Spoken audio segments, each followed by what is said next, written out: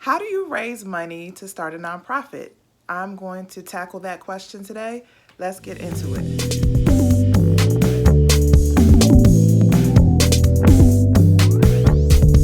Hey y'all, this is Tiffany with Boss on a Budget. I help new and small nonprofits get up and running. If you need help or you know someone else who needs help, make sure you share this channel with them and also subscribe because I drop videos every single week.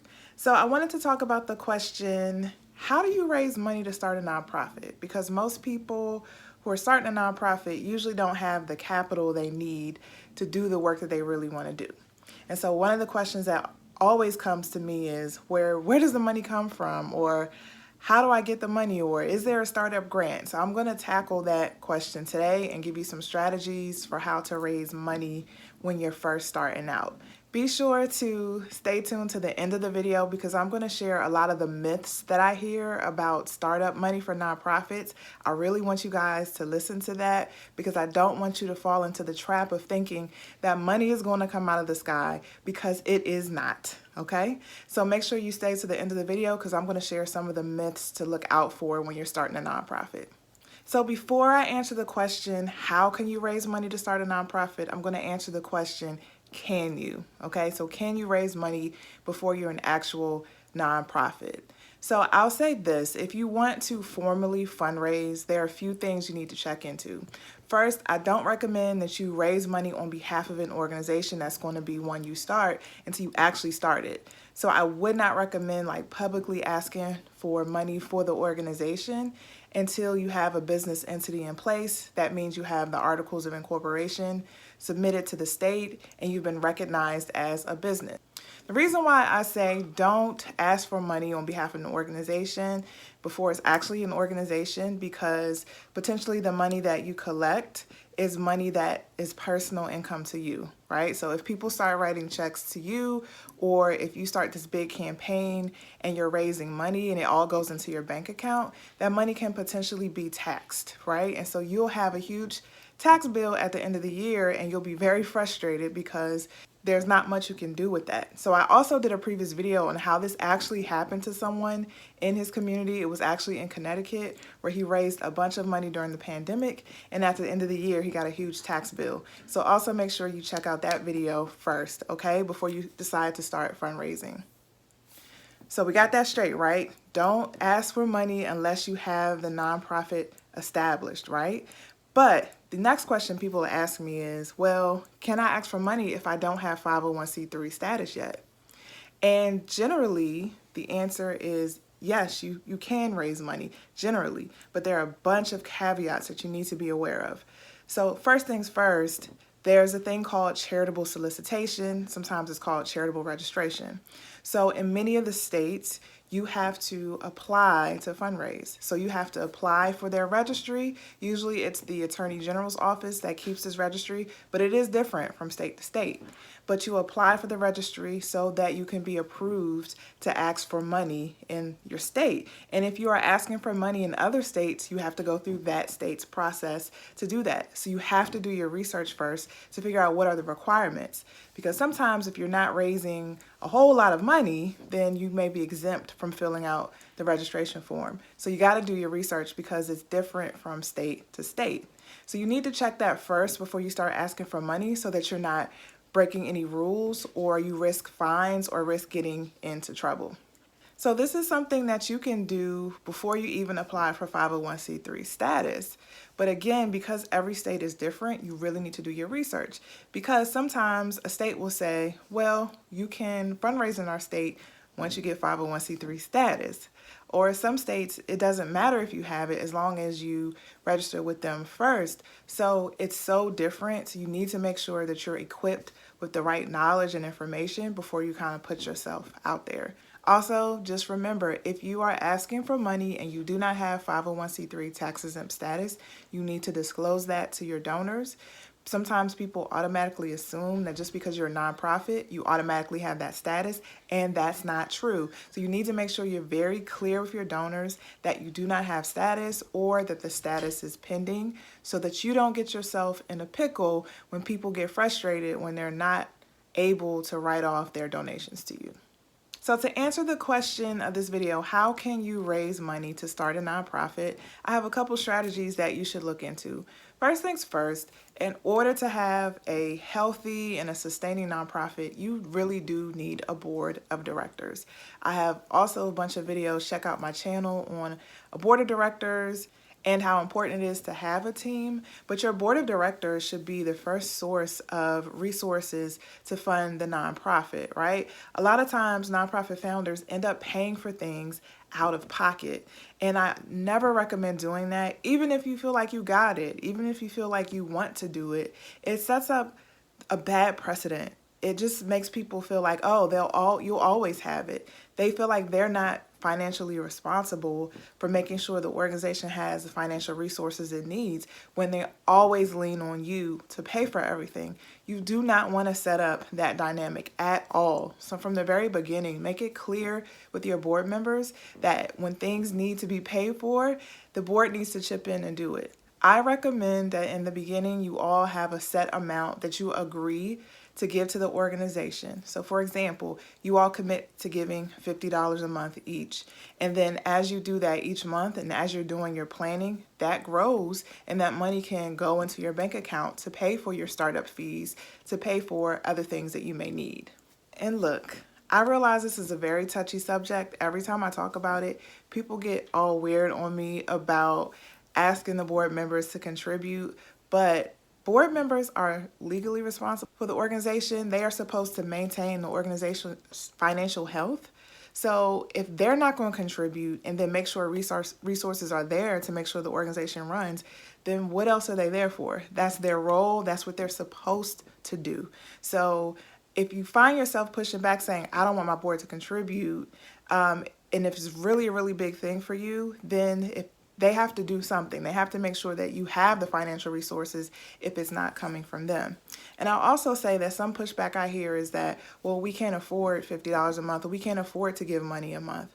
I really believe in sowing seeds. I really believe that when you put finances forward, that shows a different level of commitment than your time, right? So even if it's just $10 a month, if someone is able to sacrifice $10 a month, when it's really difficult for them to do that, but when they're able to, that shows a level of commitment that you need in the startup phase. Now, maybe once you're established and you don't necessarily need them to do that, it's fine. But in the startup phase, you need people who are willing to commit themselves in terms of their time, in terms of their networks and access to the people they know, and in terms of giving their money, right? And if all comes down to it, people just can't afford it, but you really feel like their perspective is needed on the board, because I fully respect that sometimes you want people with certain lived experience, certain backgrounds that may not have the means to be able to do so, then don't let that be a hindrance if all in all, you really need that person to serve on the board. Another strategy I suggest you use is to do peer-to-peer fundraising. It is one of my favorite ways to make money, and that's essentially when you get a group of volunteers, who should include your board as well in the beginning, who agree to raise a certain amount of money for the organization. And so you all go in together, you have your goal, there's a campaign around all of this, you develop all of the materials that people can use to ask for funding, and people go out there and they tap into their personal networks, they tap into their professional networks. It is such a powerful tool to use, especially in the beginning, but really at any point in your nonprofit's journey. But it's a powerful tool because not only does it bring in money, it brings in more connections, it brings in more donors, it adds to your visibility. It is a powerful tool to raise money and to be successful as a new nonprofit. So guess what, y'all? I also have a video on peer-to-peer fundraising that I want you to check out that I linked above, because hands down, it is one of the best ways you can raise money in the beginning, and it is the strategy I used to help a new nonprofit make over $100,000 in their first year, and that was in less than 6 months. So I really think you should look into peer-to-peer strategies in order to do that. Another strategy you might want to use is looking to your community foundation. Sometimes your community foundation may have like a startup fund or an accelerator fund where they provide money for organizations that have great ideas but need the capital to get started, you should be making connections with your community foundation anyway, and they are a great source if you need to build your capacity if you are a startup nonprofit. I also mentioned this in another video that I talked about startup grants, but you should also look into the Pollinator Project, like bees pollinate, and also the Awesome Foundation, because they give grants to organizations who would be in their startup phase. Now they're smaller grants, but they do provide resources for people who need that startup capital to pay for their fees and to pay for startup costs. So I promised at the end of this video to talk through a couple of myths that I hear tossed around all the time about nonprofit startup cost. The first myth is that as soon as you get your 501c3, money will come and you'll just be able to get grants and you'll be fine. Please do not fall into that trap. It's not like someone's waiting behind the door before, when people are waiting for their 501c3 status, and then all of a sudden you get it and they open the door and say, surprise, throw confetti and give you money. It's not like that. And actually, if you're just sitting idly by thinking that, the switch is going to flip and you're just going to get money, that's so not the way to do it. You have to be aggressive. You have to be assertive. You have to focus on your visibility and your credibility in your community. And you got to network. You got to get your name out there in order for people to notice you, to begin to trust you, to want to give money to you. So please don't fall into the trap thinking that all you need is to be a nonprofit or to have 501c3 status, and that's all you need to be able to make money.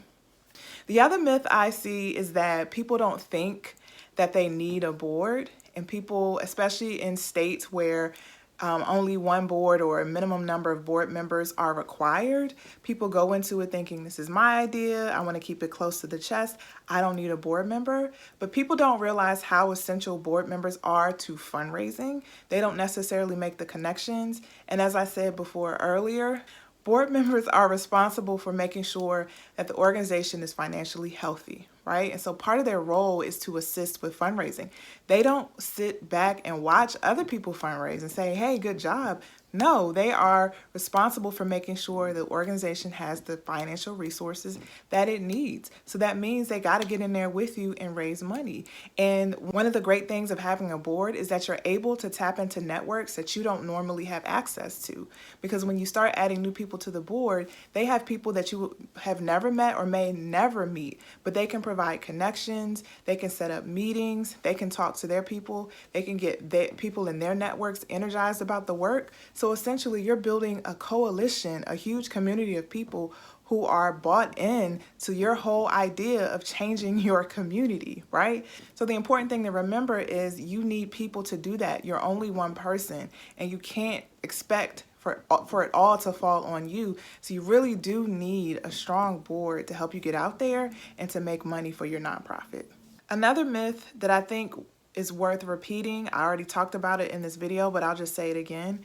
There's a myth that you cannot fundraise unless you have 501c3 status, and that's not necessarily the truth, okay? So you need to do your research, and you need to make sure that you're following the rules in your state, but you can absolutely start raising money if your state allows you to do that, if your state allows you to solicit funds before you have 501c3 status. But the bottom line is, if you are a nonprofit founder, please, please, please, do not only use your bank account as the source of funding for your nonprofit. You don't want to set up that precedent for your organization, and you don't want to get to a point where you are feeling drained, where your bank account is drained, and you feel like you don't have the support that you need. So from the very beginning, make it clear to the board that we have to make sure this organization is running and financially sustainable. So we need to make sure we have the strategies in place in order to fundraise to cover our cost. All right, I hope that was helpful. Thank you so, so much for supporting my channel and watching my videos. Again, share this channel with other people if you know it will be helpful. Also, if you have questions for me, you can also visit me at www.bossonabudget.com, and I will see you in the next video.